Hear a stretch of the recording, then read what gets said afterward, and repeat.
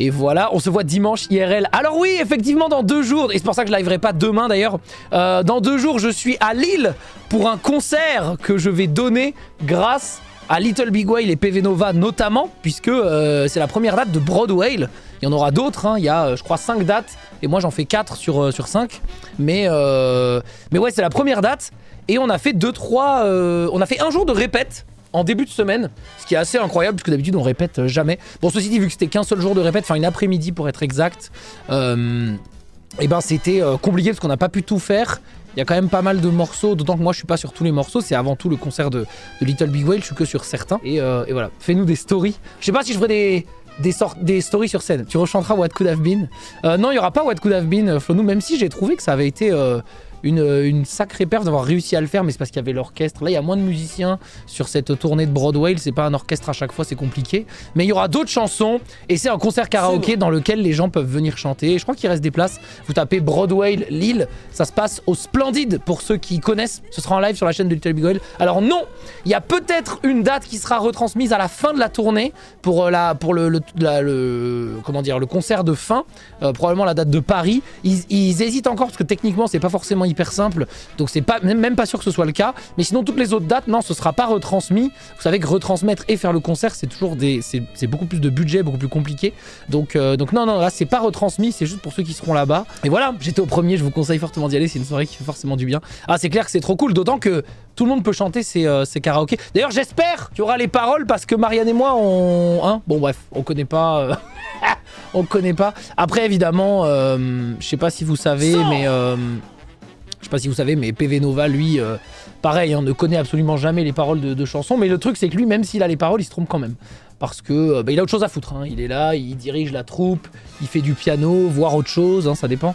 Mais ouais, donc j'ai bien hâte, ça va être cool, même si j'ai pas tout bien révisé, j'ai fait beaucoup de trucs, trop occupé à être le GOAT. Exactement, PV Nova, il est trop occupé à être le GOAT, effectivement, et voilà. Pourtant, t'as fait des répétitions. Ouais, mais après, les répétitions, comme je vous dis, on a passé 1, 2, voire 3 fois, grand maximum, certains morceaux. Et encore, il y en a certains, on les a même pas fait parce qu'on se disait, bon, on n'a pas le temps, on fera sur le truc, et voilà.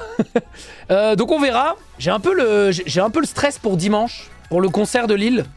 Pour être honnête avec vous, j'ai un peu le stress quand même, parce que on est avec des grands musiciens, musiciennes, et c'est toujours...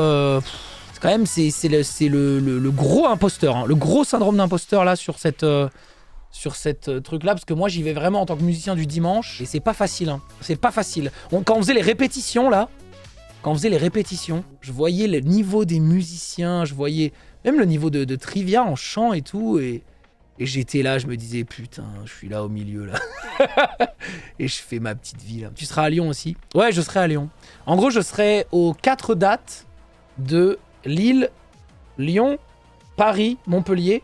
Et il n'y a que Strasbourg où je serai pas parce que je déteste cet endroit. La preuve, j'ai fait une Trackmania Cup, donc j'ai la flamme que je passe.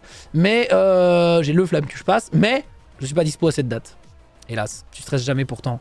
En fait, je stresse jamais quand c'est un événement que j'organise dans mon domaine de compétences. Mais ça m'arrive de stresser et d'avoir le trac dans des événements que soit j'organise pas et donc je maîtrise moins les codes, soit quand c'est pas mon domaine de compétences. Genre par exemple l'événement Twitch qui m'a fait le plus stresser de toute ma vie entière, devant le Bercy, devant les E-Events machin, c'est le match à Roland-Garros. Ça, c'est vraiment le top 1 des moments stressants sur Twitch que j'ai vécu de toute ma vie. Je pense que c'était vraiment le top 1. Et de loin.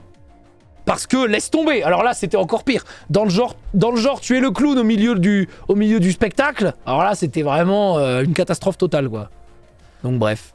Et ouais, non, il y avait le Popcorn Festival où j'avais un peu stressé aussi. Parce que en plus, c'était sur scène devant 4000 personnes, un concert chanté. Moi, c'était la première fois que je chantais devant autant de gens. En physique. Parce que sinon, sur Twitch, ça m'est déjà arrivé de chanter devant bien plus de personnes. Mais bon, le problème, c'est que là, voilà, vous voyez, il y a écrit 5949, mais bon, c'est que des bots, quoi. Donc... oui, il y a 3-4 personnes dans le chat. Enfin, imaginez s'il y avait vraiment 5900 personnes, le chat serait beaucoup plus actif. Enfin, ça n'a aucun sens, quoi. Donc voilà. Première fois la guitare en public. Ouais, mais ça me stresse moins parce que la guitare, en fait, les instruments, quand tu plaques tes accords et que tu fais les trucs, il peut pas se passer grand chose. Bon, à part qu'il y a un morceau où le volume était à 0. Mais ça, c'est pas très grave. Il vaut mieux qu'il soit à 0 plutôt qu'il soit à 100 alors qu'il devrait être à 10, tu vois, et qu'on t'entende trop, un truc comme ça. Mais alors que le chant, ça peut dérailler, tu vois. Ouais. En gros, Péat met dans la sauce à chaque fois. Non, non, bah j'ai trop de la chance. Il m'invite pour des trucs où je suis pas forcément légitime et tout. Et ça se passe bien en plus à chaque fois, donc tant mieux. Tant mieux. Après le track, t'as les premières secondes, minutes, ça se passe bien, tu pars dans la zone ensuite. Non mais oui, sachant qu'en plus, Broadway, on en a déjà fait un à Paris, à la Bellevilloise. Il y avait 300 personnes en face. Et ça s'est très bien passé. Et c'était un peu difficile au début de monter sur la scène, de se lancer dans le truc et tout. Mais ça allait. Et puis de toute façon, on sait qu'il y a des trucs qui vont dérailler. On a fait des répètes, et il y a des morceaux, ils se sont pas bien passés du tout. Et on se disait, bah, de toute façon, voilà, c'est comme ça. On se disait, bon, bah, de toute façon, on n'a pas le temps de tous les faire, donc on verra sur place, tu vois. C'est pas arrivé pour tous les morceaux, je vous rassure quand même. Hein. En plus, moi, je trouve ça marrant quand il y a des petits accidents dans certains morceaux, parce que ça fait rire tout le monde. C'est bon signe, ça, répète ratée, bon concert assuré. En tout cas, moi, ça marche comme ça. Non, mais c'était pas une répète ratée, j'exagère. Franchement, j'exagère. Public hyper chill, on va kiffer quoi qu'il. Ouais, pense au concert des enfoirés quand tu te crois illégitime. Ouais, après, c'est pas pareil, c'est un truc caritatif, où le but, c'est de faire une collecte. Donc en fait, dans une collecte, tous les gens qui peuvent parler à une communauté sont légitimes, tu vois ce que je veux dire? C'est un peu... si chacun veut donner son temps et donner de la visibilité à une communauté que d'autres n'arriveraient pas à avoir, dans un truc de camaraderie, etc., je pense que c'est pas la même chose.